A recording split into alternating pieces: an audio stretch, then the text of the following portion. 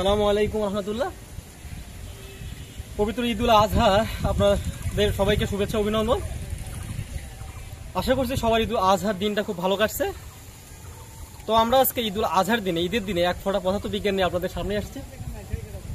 তো আমাদের হঠাৎ করে মাথায় আইডিয়া এসে গেল যে গ্যালিলিওর পরন্ত বস্তু সূত্রটা কিভাবে প্রমাণ করা যায়। এই জন্য আমরা এদিকে একটু দেখি। এটা অতি স্মরণীয় একটা আমাদের জায়গা, আমার ছোটবেলার জায়গা। এখানে আসলে আমরা এখানে প্রাইমারি স্কুলে পড়াশোনা করছি। সেই বিল্ডিং এর আসলে উচ্চতা আমাদের জানা নাই। খুব ইচ্ছা হলো যে সূত্রের মাধ্যমে উচ্চতা জানি। সো বন্ধুরা, আপনারা থাকবেন আজকে আমাদের সাথে। চেষ্টা করবো, খুব দ্রুত হয়ে যাবে, যে গ্যালিলিওর যে পরন্ত বস্তু সূত্রটা আছে, হ্যাঁ, S is equal to UT plus half GT square. হ্যাঁ, অর্থাৎ গ্যালিলিও যে সূত্রটার কথা বলেছিলেন যে প্রত্যেকটা বস্তু যখন কোনো উচ্চ জায়গা থেকে নিম্নের দিকে পড়বে, শুধু মধ্যাকর্ষণ বলের দ্বারাই পড়বে, সেখানে কোনো বাধা থাকবে না, এমনকি বাতাসের বাধাও না।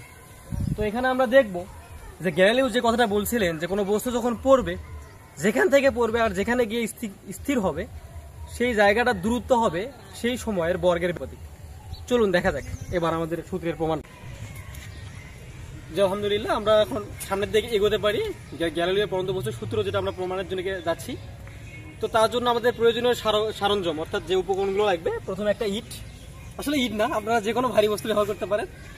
সো এরপর আমাদের একটা মাপক যন্ত্র, অর্থাৎ যেমন আমরা একটা মিটার নিচ্ছি, হ্যাঁ। সো এটা লাগবে আমাদের উচ্চতা মাপার জন্য। শেষে আপনারা নিলেও নিতে পারেন, না নিলেও সমস্যা নাই। এটা বয়া, অর্থাৎ আপনি যেখানে থাকবেন তার জন্য একটা বয়া থাকবে, অডিও সাউন্ডটা ক্লিয়ার আসার জন্য। ঠিক আছে, ধন্যবাদ বন্ধুরা। তাহলে সামনের দিকে আমরা এগোবো। বড় রিস্ক নিচ্ছে আমাদের সূত্রের প্রমাণের জন্য। তো ঠিক আছে, উপরে আরো 3 জন আছে আমাদের, মানে গ্যালিলিওকে আজকে দেখে ছাড়বে তারা। হ্যাঁ,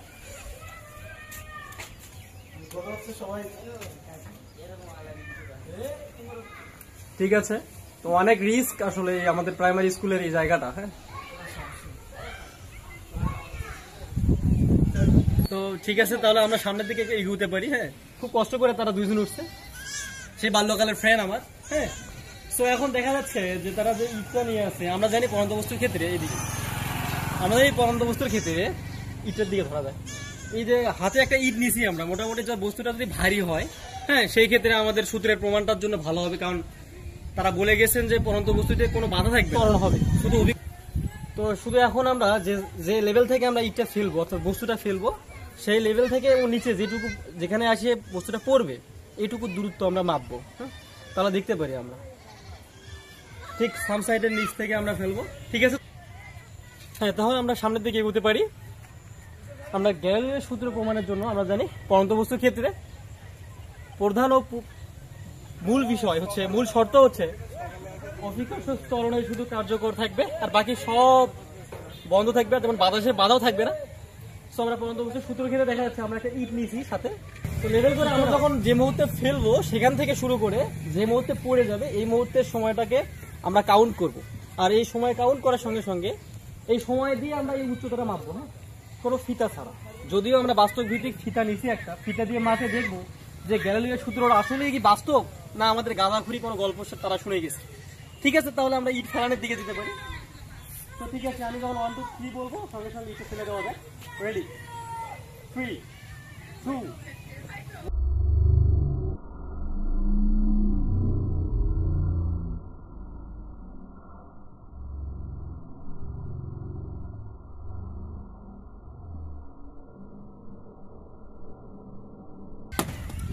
ওকে, আমরা দেখতে পারলাম। তো আমরা এখন সামনে যাবো, যে ইটটা পড়ে গেছে সেটা একটু দেখবো। অবস্থা হয়েছে, হ্যাঁ, আমরা ইটের একবারে ছিন্ন অংশ নাই। তো আমরা এই জায়গায় যেহেতু পড়ছে, এই জায়গা থেকে আমরা উপরে উচ্চতায় মাপ দিব। ঠিক আছে, আমরা এখন মিটারটা ফেলে দিতে পারি। ঠিক আছে, হ্যাঁ, ধন্যবাদ। তো এদিকে একটু ক্যামেরাটা সামনের দিকে নিয়ে আসি, আমরা একবারে 0-তে ধরবো উপরে সাম সাইডে। তো ঠিক আছে, আমরা এখন হিসাব দিচ্ছি। আমরা এটা ফিটের মাপেও আছে, আবার মিটারের মাপেও আছে। আমরা ফিটের মাপে নেই, এরপর মিটার করে নিব। তো ঠিক আছে, আমরা দেখতে পাচ্ছি এটা হচ্ছে, আমরা 21 ফিট 5 ইঞ্চি হয়েছে। আর যদি আমরা ভিত্তিক আমাদের প্রাইমারি স্কুলের 2 তলা ভবনটাকে মাপলাম, সেখানে আমরা যেটা পারছি, হ্যাঁ, বাস্তবভিত্তিক। এখন আমরা দেখব যে চলুন আমরা হচ্ছে এখন এটার কাজ শেষ। এখন আমরা দেখবো হচ্ছে গ্যালিলিও পরন্ত বস্তুর সূত্রের দ্বারা এই যে আসলে বিল্ডিংটার উচ্চতা কত হবে, হ্যাঁ, সেটা এখন মাপা যাক। ঠিক আছে, এই পর্যন্ত আমাদের সাথে থাকবেন শেষ পর্যন্ত। এটার প্রমাণটা আসলে সূত্রের প্রমাণটা আসলে সত্য কিনা আমরা একটু দেখবো, না আমরা গাণিতিক হিসাব করতে পারি। সো এখন আমরা দেখছিলাম যে আমরা যে ইট অর্থাৎ যে বস্তুটা নিয়েছিলাম আমাদের প্রাইমারি স্কুলের দোতলা থেকে ফেলে দিচ্ছিলাম, সেই ইটটা পড়ার একটা সময় আমরা পাইছিলাম। এই সময়টা কই থেকে পেলাম? আসলে আমরা মোবাইলের যে ব্যবহার করছিলাম সেই মোবাইলে আসলে 30 FPS ফ্রেম রেট দিয়ে ভিডিও করছিলাম। সেখান থেকে আমরা যদি নিখুঁতভাবে ভিডিওটার আসলে এই বস্তুটা পড়ার সময়কে হিসাব করি, তাহলে আমরা দেখতে পাবো শুরু হয়েছিল 52 সেকেন্ড 18 ফ্রেম থেকে। তো এটাকে যদি আমরা সময় থেকে ফ্রেমে কনভার্ট করি তাহলে আমরা পাই 1578 ফ্রেম, টি ফ্রেম। হ্যাঁ, এরপর বস্তুটা শেষে যেখানে গিয়ে পড়ছিল শেষ মুহূর্তে সময়টা ছিল হচ্ছে 53 সেকেন্ড 22টি ফ্রেম রেট। এটাকে যদি আমরা সময় কনভার্ট করি তাহলে আমরা পাই 1612.5টি ফ্রেম রেট। সো ফ্রেম রেটের পার্থক্য যদি আমরা করি, অর্থাৎ পড়া থেকে শেষ পর্যন্ত এর মধ্যে পার্থক্য হয়েছে 34.5টি ফ্রেম রেটে। আমরা আগেই বলেছি যে একটা সেকেন্ডে 30টা ফ্রেম রেটে ভিডিও আমরা করছি। সেই ভিডিও থেকে সেখান থেকে আমরা যদি 34.5টি ফ্রেমকে সময়ে পরিণত করি তাহলে আমরা সময় পাই আমরা 1.15 সেকেন্ড।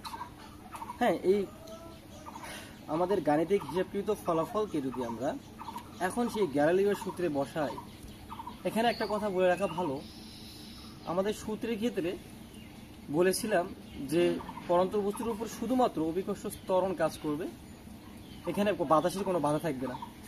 কিন্তু আমাদের সেখানে বাঁধের কাছে তো স্কুলটা, তো এখানে একটু বাতাস ছিল, সেজন্য আমাদের একটু হিসাবের একটু কম বেশি হতে পারে। তো তারপরও দেখা যাক, আমাদের বাস্তব ভিত্তিক হিসাবের কাছাকাছি তো যাবে। তো এখন দেখা যাক আমরা এখন যদি গ্যালিলিও সেই ইকুয়েশনে এই সময়ে আমরা যেটা পেলাম 1.15 এটাকে বসাই তাহলে আমাদের সময় হবে। আমরা জানি ইকুয়েশনটা হচ্ছে দূরত্ব S = UT + ½ GT square. So সেখানে আমরা জানি বস্তু যখন ধরা ছিল তখন আদিবেগের 0 ছিল।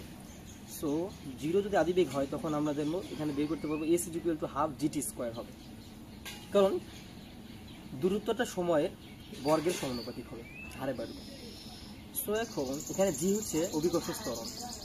অভিকর্ষ ত্বরণকে আমরা স্বাভাবিক যে অভিকর্ষ ত্বরণ এটা ধরছি 9.8। এরপর টির মান আমরা জানি, যদি আমরা বসাই টির মান তাহলে আমরা হিসাব করে মান পাই, অর্থাৎ সূত্রের দ্বারা আমাদের বিল্ডিংটার উচ্চতা হবে, অর্থাৎ হাইট হয়েছে 6.48 মিটার প্রায়। সো এখন আমরা এরপর আমরা যে হিসাব করছি, যে সরাসরি হিসাব নিয়েছি ফিতা দিয়ে, মিটারের ফিতা দিয়ে, সেখানে আমরা পাইছিলাম 21 ফিট 5 ইঞ্চি। এটা আপনাদের আগেই বলে রাখছি। সো এখন এখান থেকে যদি আমরা 21 ফিটকে 5 ইঞ্চিকে যদি মিটারে করি তাহলে সেখান থেকে আমরা যদি এটাকে আমরা ইঞ্চিতে করবো, সেখান থেকে আবার মিটারে নিয়ে যাব। যদি মিটারে করি তাহলে এখানে মিটার হয় হচ্ছে 6.52 মিটার প্রায়। সো আপনারা দেখতেই পাচ্ছেন যে আমাদের হিসাব করা অর্থাৎ সূত্রের মাধ্যমে যে ফলাফলটা আমরা বের করছি কত কাছাকাছি গেছে। হ্যাঁ, অর্থাৎ আমাদের পার্থক্য মাত্র 0.04 মিটার। সো সূত্র আসলে সবসময় বাস্তবভিত্তিক হয়, প্রমাণিত সত্য। তো এরকম আরও ভালো ভালো ভিডিও পেতে আমাদের চ্যানেলের সঙ্গে থাকবেন আশা করি, এবং আমাদেরকে উৎসাহ দিয়ে যাবেন। আজকের মতো এই পর্যন্ত। আসসালামু আলাইকুম।